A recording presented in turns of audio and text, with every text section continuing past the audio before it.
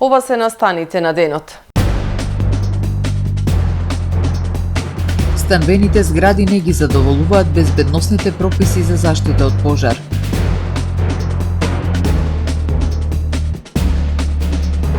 Без селекција на отпад уште долго ќе се труеме од дивите депонии.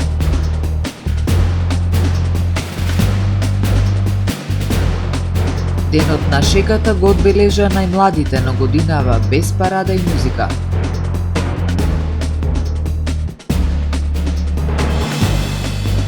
Општина Охрид го објави повикот за субвенционирање за набавка на инвертер клими.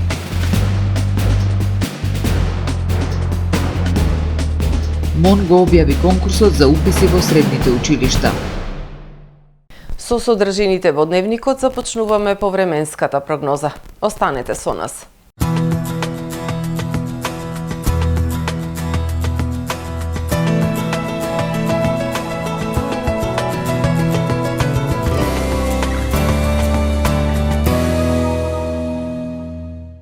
Во Охрид денес имавме умерено облачно и нестабилно време со врнежи и дожд.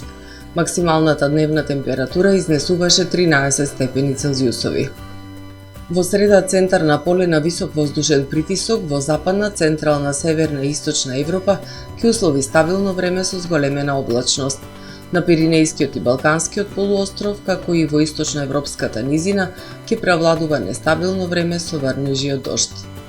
На Балканскиот полуостров утре ќе преовладува умерено облачно време со повремени сончеви периоди. Во јужните предели на полуостровот ќе преовладува нестабилно време со врнежи и дожд. Максималните дневни температури ќе се движат во интервал од 12 до 22 степени. Во Македонија во среда ќе преовладува умерено облачно и нестабилно време со врнежи и дожд. Ќе дува засилен североисточен и северозападен ветер кој што ќе достигне брзина до 35 км на час. Утринските температури ќе се движат во интервал од 1 до 11 степени, додека пак максималните дневни температури во Македонија утре ќе достигнат од 8 до 19 степени. Во Охрид во среда ќе преовладува умерено облачно и нестабилно време со врнежи и дожд. Ќе биде ветровито и свежо со минимална температура од 7 степени и максимална дневна до 14 степени. Во Охрид во четврток ќе имаме умерено облачно и нестабилно време со слаби врнежи и дожд и дневна температура до 15 степени. Во петок и сабота во утринските и предпладневните часови ќе превладува умерено облачно време со сончеви периоди, а попладне и навечер нестабилно време со врнежи и дожд. Минималната температура од 4, односно 6 степени, додека пак дневната ќе достигне до 14, односно до 15 степени Целзиусови.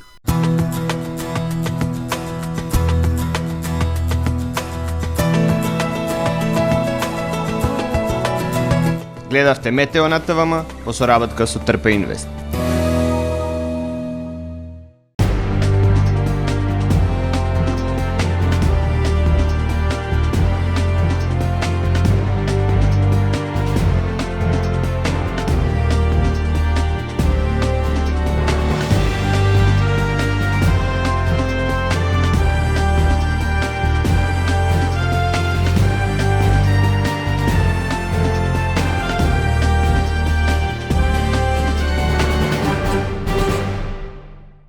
Добар ден, прво издание на Дневникот на ТВМ. Во Охрид вонредни инспекцијски контроли на угостителски и стамбени објекти, училишта, спортски сали. Контролите покажаа дека објектите за колективно домување во главниот туристички центар не ги исполнуваат безбедносните услови. Вонредните инспекцијски контроли во Охрид затворија 3 објекти, ноќни клубови и дискотеки кои не ги исполнуваа минимално техничките услови за работа. Се контролираа и училиштата, детските градинки и спортските сали. Поголемиот дел поседуваат елаборати за противпожарна заштита, имаат функционални хидрантни мрежи и исправни ПП апарати. Најкритично е кај стамбените објекти за колективно домување. Повеќето не ги исполнуваат безбедносните услови. По однос на зградите, во овој период се работи од страна на оние кои што се претседатели или раководители на управители на влезовите, се работи на оспособување или ставање во функција на хидранската мрежа, посебно оние кои што живеат во згради за колективни згради и кои што имале можност да зборувам од минатото, најчесто се хидрантите нефункционални, се во употреба без црева, кои се дали украдени, дали шиберите се намерно уништувани низ годините, така да во принцип таа состојба треба драстично да се промени. Охрид особено е засегнат во летната туристичка сезона, кога има голем наплив на туристи, забави, концерти и настани, но и тесни сообраќајни грла. Летниот период во Охрид е крајно оптеретен со многу народ, со многу посетители како странски и домашни, така да отежнато е дејствувањето каде да одат побрзо, дали на концерти, дали на сообраќајки, и во тесниот дел на градот, во тие тесни улици, хидранската мрежа, колку имам информации дека дејствува, дека била во ред, подложи на инспекции секако Охрид како град кој почесто доаѓаат инспекции, тука можам да кажам, но проблемот е индивидуално тука. Народот доста ги остава своите возила по улиците. Деновиве се спроведуваат инспекциски надзори во хотелите и објектите за организирање на прослави и свадби вдолж Охридско-Струшкото крајбрежје. Од Хотам велат, оваа категорија на угостители ги исполнува условите за противпожарна заштита. Без селекција на отпадот, уште долго ќе се труеме од депонијата Буково. Дали депонијата Буково, која интензивно чади, дневно се покрива со земјен материјал како што налагаат законските прописи, или станува збор за нешто друго? Прашуваат од групацијата еколошки организации Збогум Буково. Во изминативе 2 недели сведоци сме дека Буково интензивно чади и отпадот е запален на неколку локации, информираат од иницијативата Збогум Буково. Посочуваат дека и покрај бројните реакции, прашање е дали дневно се покрива со земјен материјал депонијата како што налагаат законските прописи или станува збор за нешто друго. Чадот се шири не само на Охридска, туку и на Ресенска страна, а жителите на Крушје речиси секојдневно праќаат застрашувачки снимки од зачадениот локалитет. Добивме и бројни реакции од минувачи на патот Охрид-Ресен-Битола и сме крајно загрижени ако продолжи оваа ситуација и од здравствен и од еколошки аспект. Во таа смисла од надлежните органи бараме најургентно да ги минимизираат запалените жаришта на Буково, за да се спречи отровите да ги дишат граѓаните на Охрид и ресенските населби. Од друга страна, апелираме граѓаните да го селектираат отпадот, пластика, хартија, стакло како и стариот мебел, за да се минимизираат канцерогените емисии од овие материјали, велат од Збогум Буково во допис до медиумите. Од групацијата од еколошки организации информираат дека со бројни акции кои следуваат ќе продолжат да работат во интерес на граѓаните и да вршат притисок врз надлежните органи за побрзо решавање на проблемот со отпадот кој со години го загрозува нашиот регион. Општина Охрид објави јавен повик за субвенционирање за набавка на инвертер клима уред за 2025 година. Согласно програмата за заштита на животната средина и природата за 2025 година, Општина Охрид објави јавен повик за субвенционирање на граѓаните за набавка на модерен систем за затоплување инвертер клима уред, а со цел стимулирање на жителите на Општина Охрид за примена на економични, енергетски ефикасни и еколошки прифатливи за околината уреди за затоплување на своите домови. Вкупната вредност за субвенционирање на граѓаните за набавка на инвертер клими изнесува 2 милиони денари, од кои 1 милион денари, односно 50% од средствата се предвидени за домакинства кои имаат лице со попреченост, самохрани родители, згрижувачки семејства и семејства кај кои вкупниот месечен приход не надминува 2 минимални плати, а додека за останатите домакинства се предвидени останатите 50%, односно 1 милион денари. Субвенцијата на домакинства кои имаат лице со попреченост, за самохраните родители со малолетни деца или студенти, како и за згрижувачките семејства и семејства кај кои вкупниот месечен приход не надминува 2 минимални плати, ќе изнесува 65% од вредноста на набавениот уред, но не повеќе од 20.000 денари со вклучен персонален данок на доход по домакинство. Субвенцијата за останатите домакинства ќе изнесува 50% од вредноста на набавениот уред, но не повеќе од 15.000 денари со вклучен персонален данок на доход по домакинство. Јавниот повик ќе трае заклучно со 28 април 2025 година или до исцрпување на предвидените финансиски средства од буџетот на Општина Охрид за оваа намена, во зависност од тоа кој услов ќе настапи прв. Подетални информации за условите на повикот заинтересираните можат да најдат на веб страната на општината ohrid.gov.mk. Се одбележува денот на шегата, но годинава без масовност, музика, парада и забава. Најмладите се израдуваа и пошегуваа на 1 април, но не на плоштад, туку во училница. Најмладите го одбележаа денот на шегата, маскирани во принцези, медицински сестри, суперхерои, волшебници, пирати, каубојци, бубамари и други инспиративни и креативни идеи. Учениците од Централното училиште Григор Прличев не ја пропуштија забавата. Годинава изостана традиционалната масовна 1-априлска парада, музика и забава на градскиот плоштад, но денот на шегата се одбележа во училница. 1 април, како и повеќе празници кои се одбележуваат на ниво на светско ниво, всушност се одбележува и во нашето училиште со многу различни активности. Меѓутоа, оваа година тоа прославување не е баш во полн сјај, односно не можеме да речеме дека овој 1 април ни носи многу радост. Меѓутоа, сепак, учениците и децата,